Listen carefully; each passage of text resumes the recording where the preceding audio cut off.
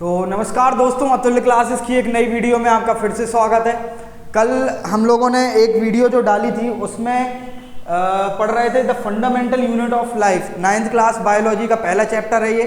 तो इसमें हम लोगों ने कल की वीडियो में डेफिनेशन ऑफ सेल और डिस्कवरी ऑफ सेल्स और जो थ्योरी वगैरह दी थी जो हमारे साइंटिस्ट ने, वो सारी चीज़ें क्लियर कर ली थी। ये कवर हो गई थी उस वीडियो में। अब जो हमारा सेकेंड पार्ट है उसका, जिसमें हम पढ़ेंगे आज की वीडियो में पार्ट्स ऑफ सेल्स। एक कोई भी सेल है, पर्टिकुलर सेल पढ़ क्या रहे हैं, the fundamental unit of life. और फंडामेंटल यूनिट ऑफ लाइफ क्या है? एक सेल होता है, सेल के बारे में पढ़ रहे हैं। तो कल हम लोगों ने डेफिनेशन कवर कर ली थी, डिस्कवरी कवर कर ली थी। अब हम पार्ट्स ऑफ सेल पढ़ेंगे कि सेल में कौन कौन से पार्ट्स होते हैं, कौन कौन सी अपैरेटस रहते हैं उसमें, और क्या क्या काम रहते हैं, क्या फंक्शन रहते हैं सारे अपैरेटस का। ये सारी चीज़ें आज हम इस वीडियो में कवर करेंगे। तो बने रहें अतुल्य क्लासेस में। अतुल्य क्लासेस की वीडियोस को देखते रहें, सब्सक्राइब करें चैनल, और सभी लोगों को शेयर करें, सारे बच्चों को शेयर करें ताकि हमारी वीडियोस उन तक जल्द से जल्द पहुंच सके। धन्यवाद। तो पार्ट्स ऑफ सेल में सबसे पहला हमारा आता है सेल या प्लाज्मा मेम्ब्रेन। किसी भी सेल के कंपोनेंट्स में, सेल के जो ऑर्गेनल्स रहते हैं या पार्ट्स ऑफ सेल्स रहते हैं, सबसे टॉप मोस्ट रहता है हमारा सेल मेम्ब्रेन, या जिसको हम प्लाज्मा मेम्ब्रेन भी बोलते हैं। प्लाज्मा मेम्ब्रेन उसको इसलिए बोला जाता है क्योंकि वो प्लाज्मा से बना होता है, लिपिड्स प्लस प्रोटीन से मिलकर बना होता है वो। और तो इसके बारे में हम कुछ जान लेते हैं। सबसे पहले एक प्लाज्मा मेम्ब्रेन को आप इस तरह से समझ सकते हो कि ये सबसे आउटर कवरिंग लेयर है किसी भी एक सेल की। सबसे जो आउटर लेयर रहती है, जो उसके अंदर के कंपोनेंट्स को या कंटेंट्स को कवर करके रखती है, उसको बोलते हैं। इसको एक बलून जैसा आप एग्जाम्पल के तौर पे समझ सकते हो।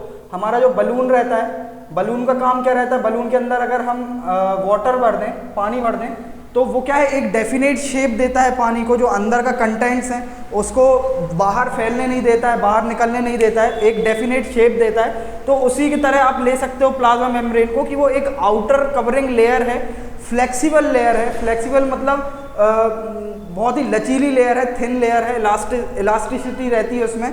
कि जैसे अपन बलून को यहाँ से अगर पुश करें, इधर से धक्का दें, तो बलून क्या होगा, एक साइड से थोड़ा दब जाएगा। ऐसे ही ये सेम प्लाज्मा मेम्ब्रेन जो रहती है वो भी बहुत फ्लेक्सिबल लेयर रहती है।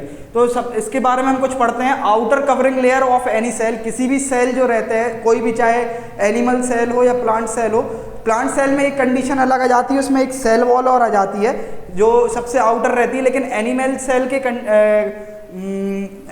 के केस में ये जो लेयर है प्लाज्मा मेम्ब्रेन, ये सबसे आउटर कवरिंग लेयर रहती है। Outer covering layer of any cell, it is thin, elastic and flexible. बहुत ही पतली लेयर रहती है, फ्लेक्सिबल रहती है, और क्या, इलास्टिसिटी रहती है इसमें। It is a living membrane. ये जो लेयर है प्लाज्मा मेम्ब्रेन, ये लिविंग मेम्ब्रेन रहती है ना। Plasma membrane can change its shape. ये अपने, जैसे मैंने अभी बताया कि बलून को हम एक साइड से प्रेस करेंगे तो उसका क्या है, शेप एक इंडेफिनाइट आ जाता है, उसका शेप चेंज होता है। तो वो कंडीशन के हिसाब से अपना शेप चेंज कर लेती है प्लाज्मा मेम्ब्रेन। फिर प्रोवाइड अ डेफिनेट शेप। एक, जैसे मैंने बताया कि अंदर के कंटेंट को, एक एग्जाम्पल के तौर पर देखिए, एक ग्लास है, उसमें अगर हम पानी भर दें, उसमें अगर हम पानी भरेंगे तो क्या है, जो वाटर है वो ग्लास का शेप ले लेगा। ऐसे ही अगर हम बलून के अंदर पानी को रखें तो जो वाटर जो है वो बलून का शेप ले लेगा। ऐसे ही प्लाज्मा मेम्ब्रेन जो है वो हमारे सेल को एक डेफिनेट शेप देती है, एक परफेक्ट शेप देती है। उसके बाहर जो सेल के अंदर के कंटेंट्स हैं वो बाहर फ्लो नहीं होते हैं। इसको कंटेंट्स को होल्ड करके रखती है। जो अंदर जितना भी मटेरियल है, पानी हो या जो हमारा साइटोसिस रहता है साइटोप्लाज्म में, उसको होल्ड करके रखती है। It is also called a selectively permeable membrane. अब क्या है कि बेटा, ये जो एक सेल जो है, सेल हमारी लाइफ का बहुत ही फंडामेंटल यूनिट है, बहुत ही जरूरी यूनिट है। तो और जो हमारी सेल मेम्ब्रेन है, ये सेल की आउटर कवरिंग लेयर है जो प्रोटेक्ट कर रही है उसको। तो इसके ऊपर जो रिस्पॉन्सिबिलिटीज़ हैं सेल की, वो बहुत ही ज़्यादा रहती हैं कि कोई भी हार्मफुल मटेरियल अंदर एंटर ना करे, या जो भी सेल के अंदर का कंटेंट है वो बाहर ना निकल सके। इसलिए इसके ऊपर जो सेल मेम्ब्रेन या प्लाज्मा मेम्ब्रेन रहती है, इसके ऊपर बहुत ही ज़्यादा रिस्पॉन्सिबिलिटी रहती है। कोई भी foreign material, harmful material cell के अंदर एंटर ना कर पाए या सेल से बाहर उसका कंटेंट ना निकल पाए, इसीलिए इसको सिलेक्टिवली परमिएबल मेम्ब्रेन भी बोला जाता है। सिलेक्टिवली परमिएबल मेम्ब्रेन का मतलब, मेम्ब्रेन मतलब लेयर, परमिएबल मतलब अपने हिसाब से, सिलेक्टिवली मतलब सिलेक्ट करके, सिलेक्टिवली परमिएबल मेम्ब्रेन मतलब अपने जो ज़रूरत की चीज़ें रहती हैं जो हार्म नहीं कर सकती हैं सेल को, उन्हीं को बस सिलेक्टिवली अंदर या बाहर करने की परमिशन देती है ये। सिलेक्टिवली परमिएबल मेम्ब्रेन मतलब जैसे अब यहाँ से ये प्लाज्मा मेम्ब्रेन है, यहाँ से एक फूड वॉक्यूल्स आया, कोई भी जैसे कार्बन डाइऑक्साइड ही ले लीजिए आप, सेल के अंदर सेल के अंदर जो ऑक्सीजन आ रहा है तो अब ऑक्सीजन ही बस अंदर एंटर कर पाएगा। अब जैसे कोई भी गैस आती है, अपना नाइट्रोजन है या हाइड्रोजन है, ये क्या है, ये सिलेक्टिवली परमेबल मेम्ब्रेन मतलब ये जो ज़रूरत की चीज़ है उसी को बस एंटर करती है अंदर, उसी को बस अंदर जाने के लिए परमिशन देती है, बाकी जो हार्मफुल चीज़ें रहती हैं उनको परमिट नहीं करती है अंदर जाने के लिए। इसके ऊपर बहुत ही ज़्यादा रिस्पॉन्सिबिलिटी रहती है क्योंकि ये सबसे outer most layer, protective layer रहती है सेल की, और जो सेल है एक फंडामेंटल यूनिट है, बहुत ही इंपॉर्टेंट यूनिट है, तो उसको प्रोटेक्ट करने का काम ये हमारी सेल मेम्ब्रेन करती है और सिलेक्टिवली चीज़ों को अंदर या बाहर करने की परमिशन देती है। ये जो है लिपिड और प्रोटीन से मिलकर बनती है, made up of lipids plus protein, flexibly enables the food to engulf. अब यहाँ पे एनगल्फ का मतलब होता है बेटा, एनगल्फ मतलब होता है जैसे ये हमारी प्लाज्मा मेम्ब्रेन है, ये हमारा सेल है एक, ये सबसे जो आउटर लेयर है इसको हम प्लाज्मा मेम्ब्रेन बोलते हैं। अब जैसे हर एक सेल में जो अपनी क्या बोलते हैं उनसे मेटाबॉलिक एक्टिविटीज़ होती हैं, उसके लिए कुछ ना कुछ कंटेंट लगता है, चाहे वो फूड वॉक्यूल्स हों या अपना ऑक्सीजन हो या गैसेज हो। तो जैसे ही यहाँ पर कोई फूड वैक्यूल आया तो ये सिलेक्टिवली परमेबल मेम्ब्रेन जो है हमारी सेल मेम्ब्रेन, प्लाज्मा मेम्ब्रेन, ये क्या करेगी, इसको अपने जो जिस साइड फूड है उधर से इसको एनगल्फ कर लेगी, अंदर ले लेगी अपने सेल मेम्ब्रेन के अंदर, बिना अपने अंदर का कंटेंट बाहर निकाले हुए। जो उसके अंदर का कंटेंट है वो बाहर नहीं जाएगा, और जो फूड वॉक्यूल्स हैं, जो फूड मटेरियल है सेल एक्सटर्नल एनवायरनमेंट में, उसको एनगल्फ कर लेगी। एनगल्फ मतलब पकड़ लेना, जकड़ना, जकड़ने को बोलते हैं एनगल्फ कर लेना। अब एनगल्फ काय को करती है, फूड को या other material from external environment. Other material में हमारे सारे गैसेस आ जाएंगी, जो भी अपने सेल एक्टिविटीज़ जो होती हैं हमारी, उसमें जो हेल्प करती हैं वो सारी चीज़ें आ जाएंगी। जो भी मेटाबॉलिक एक्टिविटीज़ परफॉर्म करने के लिए, चाहे प्रोटीन बनाना हो या लिपिड बनाना हो या हमारे जीन्स बनाना हो न्यूक्लियस के अंदर, तो उसमें जितनी भी चीज़ें हमारी हेल्पफुल रहती हैं, यूज़फुल रहती हैं, उन चीज़ों को वो ग्रैब कर लेती है, एक टाइप से बोल सकते हो पकड़ लेती है, और वो सेल के अंदर खींच लेती है ताकि वहाँ पर मेटाबॉलिक एक्टिविटीज़ परफॉर्म हो सके। सेल मेम्ब्रेन क्या है, एक आउटर मोस्ट कवरिंग लेयर है, वो एक फ्लेक्सिबल लेयर है, और उसके ऊपर बहुत सारी रिस्पॉन्सिबिलिटीज़ रहती हैं कि कोई भी अनवांटेड मटेरियल सेल के अंदर एंटर ना कर सके। इसलिए वो उसके ऊपर वो क्या है, एक सिलेक्टिवली परमेबल मेम्ब्रेन है। सिलेक्टिवली परमेबल मेम्ब्रेन मतलब जो ज़रूरत की चीज़ें हैं या जो यूज़फुल चीज़ें हैं, जो बहुत ही नीडफुल हैं सेल के लिए, वही बस अंदर एनगल्फ करती है। एनगल्फ मतलब पकड़ के अंदर करती है। ये एक बलून टाइप आप इसको देख सकते हो, एक डेफिनेट शेप देती है सेल को, और ज़रूरत के हिसाब से ये अपना शेप जो है बदल भी सकती है। Plasma membrane can change itself, और एक ये लिविंग मेम्ब्रेन है और फूड को एंटर करती है। प्लाज्मा मेम्ब्रेन क्लियर है। अब इसके बाद हम पढ़ेंगे सेल वॉल। सेल वॉल नहीं, अभी क्या है, प्लाज्मा मेम्ब्रेन में भी एक प्रोसेस होती है जिस प्रोसेस से वो कोई भी फूड मटेरियल को अंदर या बाहर करती है, उस प्रोसेस के बारे में हम पढ़ेंगे नेक्स्ट स्लाइड में। अभी हमने क्या पढ़ा था कि सेल मेम्ब्रेन क्या होता है। सेल मेम्ब्रेन एक आउटर कवरिंग लेयर होता है किसी भी सेल का। अब और उसका मेन काम क्या रहता है, प्रोटेक्शन का। आउटर कवरिंग लेयर है किसी फंडामेंटल यूनिट का, तो उसका मेनली काम रहता है प्रोटेक्शन, और जो मटेरियल्स रहते हैं उनको अंदर बाहर करने का काम, मेजर वर्क जो रहता है प्लाज्मा मेम्ब्रेन का रहता है। तो अब इसमें मूवमेंट कैसे होता है, मूवमेंट अक्रॉस प्लाज्मा मेम्ब्रेन कैसे होता है, कोई भी चीज़ अंदर बाहर कैसे होगी, तो जिस प्रोसेस से वो होता है, अभी जैसे हमने देखा था, एनगल्फ कर लिया था उसने किसी फूड पार्टिकल को, तो वो जो प्रोसेस, जिस प्रोसेस से कोई भी चीज़ अंदर या बाहर हो रही है, वो प्रोसेस कहलाती है डिफ्यूज़न। डिफ्यूजन मतलब कोई भी ऐसी प्रोसेस जिससे सेल के अंदर या बाहर कोई भी मटेरियल, चाहे मटेरियल आयंस हो, मॉलिक्यूल्स हो, गैसेस हो या वाटर हो, कोई भी चीज अंदर से बाहर या बाहर से अंदर हो रही है, उस प्रोसेस को हम बोलते हैं डिफ्यूजन। डिफ्यूजन आप ऐसे एग्जांपल में समझ सकते हो, कोई भी सेल है, एक ग्लास है, मान लीजिए ग्लास पूरे पानी से भरा हुआ है। डिफ्यूजन मतलब कोई भी चीज जब अंदर जा रही है तो वो पूरे सेल में फैल जाती है, डिफ्यूज हो जाती है। एक पॉइंट में, अगर जैसे ये हमारा सेल था, यहाँ से फूड मटेरियल आया या कोई भी गैस आई, उसको इसने यहाँ से एनगल्फ कर लिया, है ना, इसको अंदर घुसा लिया। सेल मेम्ब्रेन का साइज कैसा हो गया, ऐसा। तो अब इस जो भी मटेरियल अंदर एंटर हुआ है, वो एंटर हुआ है तो उसको पूरे सेल में जरूरत होगी उस मटेरियल की, तो वो डिफ्यूज कैसे होता है? जिस प्रोसेस से एक पॉइंट से पूरे पॉइंट में फैल जाता है जो भी फूड या गैस रहती है, उस प्रोसेस को हम बोलते हैं डिफ्यूजन। तो इसमें एग्जांपल से ऐसे समझ सकते हो आप, एक ग्लास है हमारे पास जिसमें पानी है, अब हम इसमें एक ड्रॉप इंक डाल देंगे। अगर एक ड्रॉप इंक डाल देंगे तो क्या होगा, जो इंक है वो धीरे धीरे पूरे पानी में फैल जाएगी, हमें उसे मिलाने की जरूरत नहीं है, लकड़ी डाल के ऐसे घुमाने की जरूरत नहीं है, वो ऑटोमेटिक धीरे धीरे डिफ्यूज हो जाएगी, पूरी ग्लास में फैल जाएगी। ऐसी कंडीशन में हमारे सेल के साथ होता है। ये हमारी सेल मेम्ब्रेन थी। कोई भी गैस, चाहे ऑक्सीजन हो, कार्बन डाइऑक्साइड हो या वाटर मॉलिक्यूल्स हो, वो एक जगह से एंटर करते हैं और वो अपने आप ही पूरे सेल में डिफ्यूज हो जाते हैं। तो इस प्रोसेस को बोला जाता है हमारे diffusion, spontaneous movement of molecules from region of higher concentration to lower concentration. अब ये higher concentration to lower concentration में आप बोलोगे सर ये तो ऑस्मोसिस भी रहता है। ऑस्मोसिस भी है बेटा, लेकिन ऑस्मोसिस और डिफ्यूजन में फ़र्क सिर्फ इतना है कि ऑस्मोसिस जो है वो सिर्फ वाटर के लिए कंसीडर किया जाता है। जब बात पानी की होती है, वाटर की, तब वहाँ पर ऑस्मोसिस आता है। लेकिन जब मटेरियल कोई भी हो, चाहे कोई आयंस हो, मॉलिक्यूल्स हो, गैस हो या वाटर हो, उसको हम बोलते हैं डिफ्यूजन। तो हाँ, तो क्या था हमारा डिफ्यूजन, जैसे ही हमने एक ड्रॉप इंक डाली तो पूरे ग्लास में फैल जाएगी, वो हमें मिलाने की जरूरत नहीं है। तो इससे क्या होता है, एक प्लाज्मा मेम्ब्रेन के अंदर जैसे कोई गैस मॉलिक्यूल्स आता है, वो धीरे धीरे पूरे में फैल जाता है। इसी चीज को हम बोलते हैं डिफ्यूजन।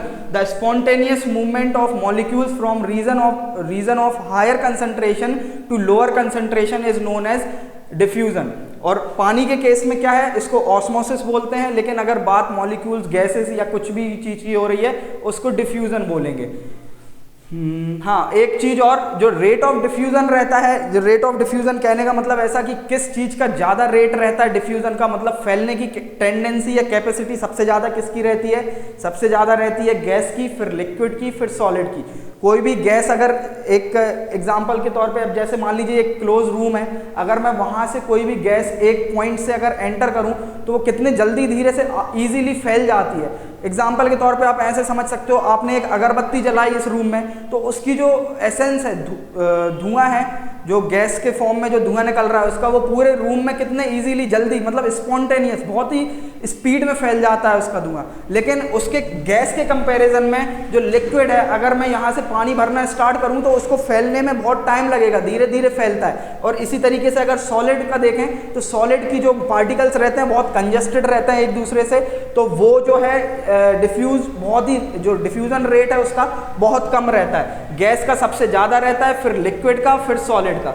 यहाँ पर बात समझ में आ गई आपको? डिफ्यूजन क्या होता है, किसी भी मटेरियल का जब सेल के अंदर एंटर होता है तो उसको डिफ्यूज होना, पूरे सेल पार्ट में धीरे धीरे पहुँच जाना, एक हायर कंसंट्रेशन से लोअर कंसंट्रेशन में, उसको बोला जाता है डिफ्यूजन। अब ये हायर कंसंट्रेशन से लोअर कंसंट्रेशन में कैसे जाता है, सिंपल भाषा में मैं अगर इसको भी समझाएं तो आप यहाँ पे फिर एक एग्जांपल देखिए। हायर कंसंट्रेशन से लोअर कंसंट्रेशन कोई भी मटेरियल कैसे फ्लो होता है, वो बहुत ही इजी वे में आपको समझा रहा हूँ, आप थोड़ा क्लियरली ध्यान दीजिएगा। एक हमारे पास एक ग्लास है या कोई भी टैंक बोल सकते हो आप, एक कोई टंकी है आपके पास जिसमें फुल पानी भरा है ऊपर तक, और एक हमारे पास टंकी है जिसमें बिल्कुल वैकेंट है, वो खाली है बिल्कुल। अगर हम इन दोनों को नीचे से अगर जोड़ दें एक पाइप के थ्रू अगर इन दोनों को जोड़ दें तो क्या होगा, इस टैंक में पानी का जो लेवल था वो बहुत हाई था, हाई कंसंट्रेशन में इसमें पानी है। इसका पानी का मूवमेंट कैसा होने लगेगा, हायर कंसंट्रेशन से लोअर कंसंट्रेशन में, धीरे धीरे ये भी फिल होने लगेगा इसके प्रेशर के कारण। तो क्या हो रहा है यहाँ से, हायर कंसंट्रेशन से लोअर कंसंट्रेशन में कोई चीज ट्रांसफर हो रही है। अगर इसको हम इस तरीके से देखें कि ये एक हमारा सेल है, ये आपका पूरा साइटोप्लाज्म है, ये अंदर का पार्ट जो रहता है इसको साइटोप्लाज्म बोलते हैं। अब यहाँ से जैसे ये ऑक्सीजन आई अंदर, है ना, तो अब ऑक्सीजन का जो कंसंट्रेशन है इस पॉइंट पे, इस पर्टिकुलर पॉइंट में ज़्यादा है और इधर पे क्या है, बहुत कम है। इस पॉइंट के अकॉर्डिंग यहाँ पर पूरी सेल साइटोप्लाज्म में बहुत कम है। तो इसका, और यहाँ पे हमने क्या देखा कि गैस का जो डिफ्यूजन रेट रहता है वो सबसे हाई रहता है, बहुत जल्दी फैल जाती है गैस कोई भी क्लोज ऑब्जेक्ट में। तो अभी यहाँ पे हमने क्या पढ़ा कि हायर कंसंट्रेशन से लोअर कंसंट्रेशन में किसी भी चीज के जाने को क्या बोलते हैं, diffusion. Spontaneous movement of molecules from a region of higher concentration to lower concentration is known as diffusion. और सेल में क्या हुआ, हमारा एक ऑक्सीजन का मॉलिक्यूल आया, इस पर्टिकुलर पॉइंट में ऑक्सीजन का जो लेवल है वो हाई है बाकी पूरे सेल के कंपैरिजन में। तो क्या होगा, ये जो ऑक्सीजन है धीरे धीरे पूरे में फैलने लगेगा, पूरे में डिफ्यूज हो जाएगा। जैसे अभी हमने इंक का एग्जांपल देखा था, जैसे ही हमने एक ग्लास में एक ड्रॉप इंक डाली तो वो धीरे धीरे पूरे में इंक फैल गई, उसको फैलाने की जरूरत नहीं पड़ी, क्योंकि इस पॉइंट पे जो इंक का कंसंट्रेशन था वो ज़्यादा था इसके पूरे ग्लास के कंपैरिजन में। तो क्या होगा, हायर कंसंट्रेशन से लोअर कंसंट्रेशन में इंक धीरे धीरे फैलने लगी। ऐसे ही यहाँ पे क्या होगा, जैसे मान लीजिए ऑक्सीजन आया तो इस पॉइंट पे ऑक्सीजन का जो कंसंट्रेशन है ज़्यादा है और बाकी पूरे सेल बॉडी में या साइटोप्लाज्म में बहुत कम है, तो धीरे धीरे क्या होगा, ये जो ऑक्सीजन है ये धीरे धीरे डिफ्यूज होकर पूरे सेल में फैल जाएगा। The movement of any molecule from higher concentration towards the lower concentration is known as diffusion. अब यहाँ पे पानी के केस में उस प्रोसेस को बोलते हैं ऑस्मोसिस, और जहाँ पे बात होती है हमारी आयंस, मॉलिक्यूल्स, गैसेस या वाटर की, उसको बोला जाता है डिफ्यूजन। तो आप क्लियरली समझ गए हैं कि कोई भी एक प्लाज्मा मेम्ब्रेन है वो किसी भी फूड को या किसी गैस को एनगल्फ कैसे करता है। एनगल्फ मतलब वो जकड़ता है, अपने अंदर ले लेता है। अब रेट ऑफ फ्लो जब पूरे सेल में वो पहुंचाता कैसे है, वो पूरे सेल में पहुंचाता है डिफ्यूजन प्रोसेस से। किसी भी हायर कंसंट्रेशन से लोअर कंसंट्रेशन में पहुंचाने वाली प्रोसेस को बोला जाता है डिफ्यूजन। और एक मेन बात, इसमें कोई एनर्जी की रिक्वायरमेंट नहीं रहती है, कोई जबरदस्ती ऐसे पंप करके उस चीज को नहीं फैलाता है, वो ऑटोमेटिक अपने आप में ही धीरे धीरे डिफ्यूज हो जाता है पूरे सेल बॉडी में। सबसे ज़्यादा जो डिफ्यूजन रेट रहता है वो गैस का रहता है, फिर लिक्विड का, फिर सॉलिड का। अब जैसे एग्जांपल समझे, यहाँ पे हमारी ऑक्सीजन आई थी तो ऑक्सीजन इजीली सेल में डिसॉल्व हो गई, बहुत ही स्पॉन्टेनियस, मतलब एकदम से, हमें कोई भी जरूरत टाइम नहीं लगा उसमें उसी के। अब अगर बात हम करें लिक्विड की,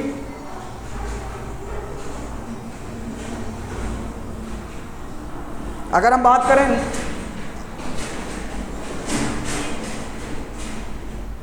बात करें यहाँ पर लिक्विड की, तो लिक्विड में क्या होगा, जैसे मान लीजिए यहाँ पर हमारा दूसरा एक सेल लेते हैं, ये हमारे फिर से प्लाज्मा मेम्ब्रेन है, यहाँ पर वाटर मॉलिक्यूल आया।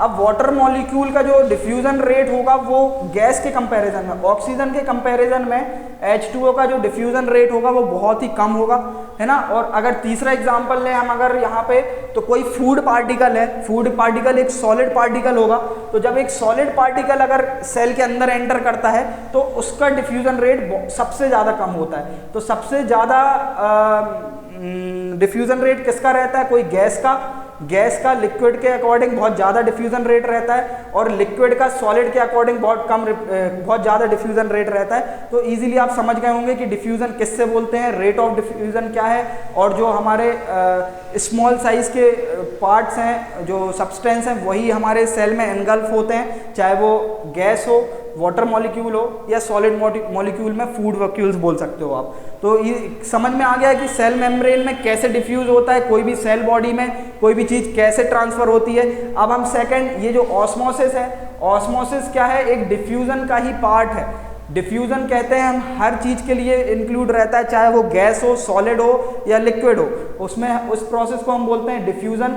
और ऑस्मोसिस प्रोसेस जो है, ऑस्मोसिस सिर्फ लिक्विड के लिए या हम सिर्फ बोल सकते हैं कि वाटर के लिए बस अप्लाई कर सकते हैं ऑस्मोसिस प्रोसेस को। जैसे आपने transferring of water from roots to the leaves देखा होगा कि एक जो तना रहता है हमारे पेड़ का, जो जड़ से जो हमारी जाइलम टिश्यूज जो रहते हैं वो पानी लेके आते हैं, वो कैसे एक ऑस्मोसिस प्रोसेस के थ्रू आते हैं, हायर कंसंट्रेशन से लोअर कंसंट्रेशन धीरे धीरे लीव्स तक पहुंच जाता है। अब हम पढ़ेंगे ऑस्मोसिस। तो बच्चों अभी हम लोगों ने डिफ्यूजन पढ़ लिया। डिफ्यूजन क्या होता है, किसी भी मटेरियल का, चाहे वो सॉलिड मटेरियल हो, लिक्विड मटेरियल हो या गैसियस मटेरियल हो, उसका मूवमेंट किसी अंदर सेल बॉडी के अंदर डिफ्यूज होने वाली प्रोसेस को हम बोलते हैं डिफ्यूजन। डिफ्यूजन के अंदर ही आता है ऑस्मोसिस। ऑस्मोसिस क्या होता है, the movement of water from higher concentration to lower concentration is known as osmosis. अब ऑस्मोसिस जो है 3 टाइप के होते हैं। ऑस्मोसिस जो है 3 टाइप के होते हैं। पहला होता है हाइपरटोनिक, दूसरा होता है हाइपोटोनिक और तीसरा होता है आइसोटोनिक। हाइपरटोनिक मतलब किसी भी जब वाटर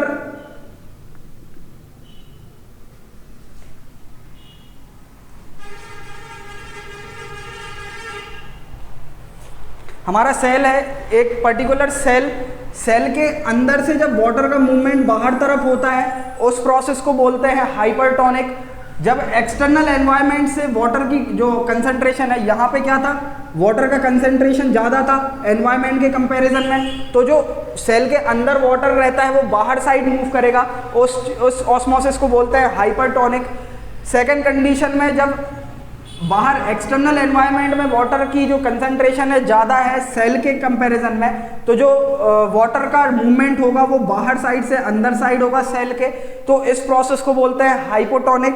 और तीसरी कंडीशन आती है जिसमें दोनों ही जगह सेल के अंदर और सेल के बाहर इक्वल अमाउंट ऑफ कंसंट्रेशन है वाटर का, तब इस प्रोसेस में आइसोटोनिक में कुछ भी शो नहीं होगा, ना वाटर का मूवमेंट अंदर तरफ होगा ना अंदर से बाहर तरफ होगा, इसको बोलते हैं आइसोटोनिक। अब यहाँ पे 2 टर्म्स और आते हैं, एंडोऑस्मोसिस और एक्सोऑस्मोसिस।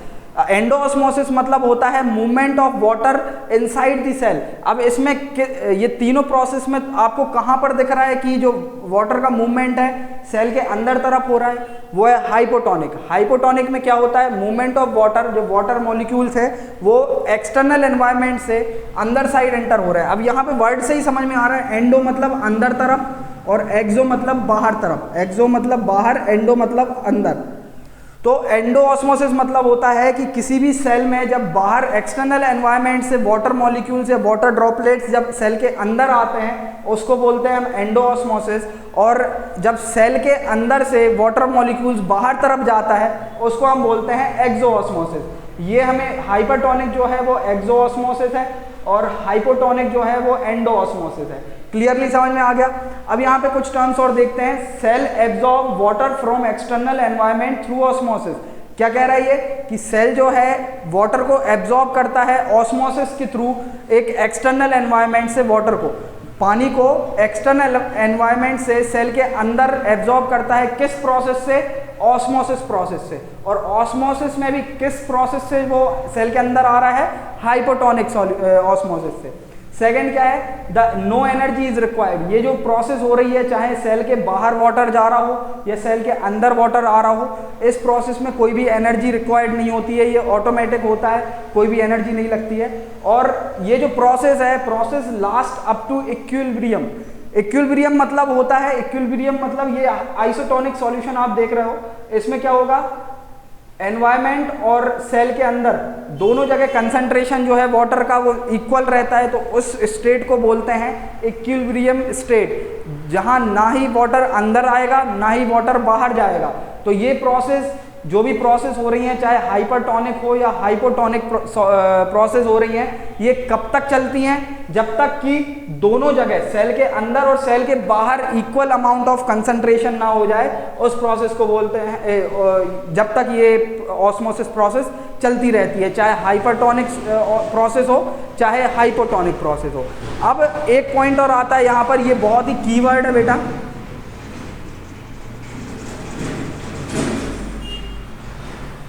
इस वर्ड को मार्क कर लीजिए, स्टार लिख लीजिए, ये बहुत ही इंपॉर्टेंट लाइन है। प्लाज्मोलाइसिस कैसे बोलते हैं, प्लाज्मोलाइसिस प्रोसेस क्या होती है। प्लाज्मोलाइसिस जो प्रोसेस है उसका सिंपल भाषा में समझिए आप, जब हाइपरटोनिक सॉल्यूशन ऑस्मोसिस होता है तो किसी भी सेल का जो वाटर है पूरा श्रिंक हो जाता है, एब्जॉर्ब कर लिया जाता है बाहर के एनवायरनमेंट से। कोई भी लिविंग सेल जो है जब उसके अंदर से पूरा वाटर खींच लिया जाए उस स्टेट को बोलते हैं प्लाज्मोलाइसिस स्टेट। जब कोई भी लिविंग सेल जब अपना पूरा पानी खो दे और श्रिंक हो जाए, सिकुड़ जाए, उस प्रोसेस से बोला जाता है प्लाज्मोलाइसिस। तो यहाँ पर ऑस्मोसिस प्रोसेस क्लियर है। ऑस्मोसिस मतलब होता है the movement of water from higher concentration to lower concentration is known as osmosis. ये 3 टाइप के होते हैं, हाइपरटोनिक, हाइपोटोनिक और आइसोटोनिक। एंडोऑस्मोसिस मतलब मूवमेंट ऑफ वाटर, जब पानी अंदर से बाहर तरफ जाए सेल के तो उससे बोलते हैं एंडोऑस्मोसिस। और एक्सोऑस्मोसिस मतलब जब बाहर तरफ से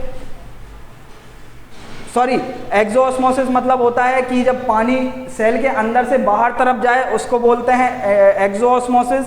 और एंडोऑस्मोसिस मतलब जब एक्सटर्नल एनवायरनमेंट से सेल के अंदर एंटर हो पानी तो उसको बोलते हैं endosmosis. Cell absorb water from external environment through osmosis. Osmosis के प्रोसेस से सेल जो है वाटर एब्जॉर्ब करता है, इसमें कोई भी एनर्जी की रिक्वायरमेंट नहीं होती है, कोई भी एनर्जी नहीं लगती है। और तीसरा पॉइंट क्या था कि ये प्रोसेस जब तक चलती हैं, ये दोनों प्रोसेस जब तक चलती हैं जब ये जो सेल है एक इक्विलिब्रियम स्टेट तक ना आ जाए। इक्विलिब्रियम मतलब जब दोनों जगह बाहर और अंदर same amount, same concentration of water रहेगा तब तक ये प्रोसेस चलती रहेंगी, चाहे वो पानी अंदर आते रहे या बाहर जाते रहे। एक टर्म और है प्लाज्मोलाइसिस। प्लाज्मोलाइसिस मतलब होता है किसी भी सेल का एक्सोऑस्मोसिस के कारण श्रिंकेज हो जाना, अपना पानी पूरा खो देना, उस टर्म को बोलते हैं प्लाज्मोलाइसिस। अब आगे बढ़ते हैं इसी के साथ हम। तो बच्चों पार्ट्स ऑफ सेल्स में हमने सेल मेम्ब्रेन पूरी पढ़ ली है। सेल मेम्ब्रेन या प्लाज्मा मेम्ब्रेन जो आउटर कवरिंग लेयर रहती है सिर्फ एनिमल के केसेस में, ये हमारा पूरा कंप्लीट हो गया है प्लाज्मा मेम्ब्रेन। अब हम सेकंड पॉइंट की तरफ पढ़ते हैं, cell wall. Parts of cell में जो सेकंड पॉइंट था हमारा सेल वॉल। अब सेल वॉल की तरफ बढ़ते हैं हम।